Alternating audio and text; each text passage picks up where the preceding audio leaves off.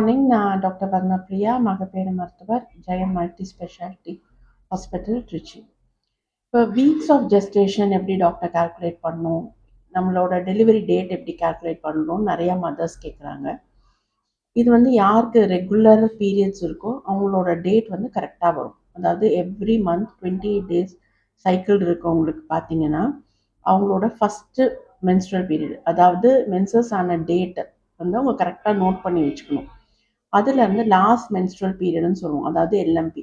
அதுலேருந்து நம்ம 9 months 7 days calculate பண்ணோம்னா நம்மளுக்கு இடிடி, அதாவது எக்ஸ்பெக்டட் டேட் ஆஃப் டெலிவரி நம்மளுக்கு வந்து கிடைக்கும். சப்போஸ் எனக்கு பீரியட்ஸ் இர்ரெகுலராக இருக்குது, நான் எப்படி கால்குலேட் பண்ணுறது அப்படின்னா, நிறைய பேருக்கு 45 days மந்த்ஸ் வரும். அவங்க வந்து ஸ்கேன் பிரகாரம் டேட்டிங் பண்ணலாம்.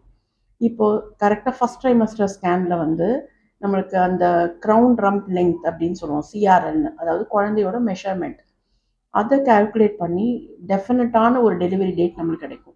இந்த டெலிவரி டேட்டை நம்ம மார்க் பண்ணி வச்சுக்கணும். இது வந்து மாற்றிக்கிட்டே இருக்கக்கூடாது. லைக் செகண்ட் ட்ரைமஸ்டர் ஸ்கேன் பண்ணுறது, தேர்ட் ட்ரைமஸ்டரில் ஸ்கேன் பண்ணுற போது இதை மாற்றக்கூடாது.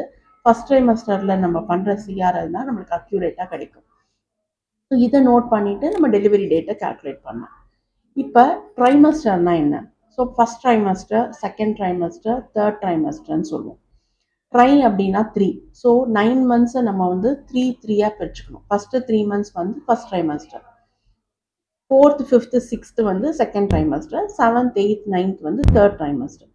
ஒவ்வொரு ட்ரைமஸ்டர்லையும் ஒவ்வொரு விஷயங்கள் நம்ம ப்ரெக்னென்ட் மதர்ஸ்க்கு நம்ம பார்க்கணும்.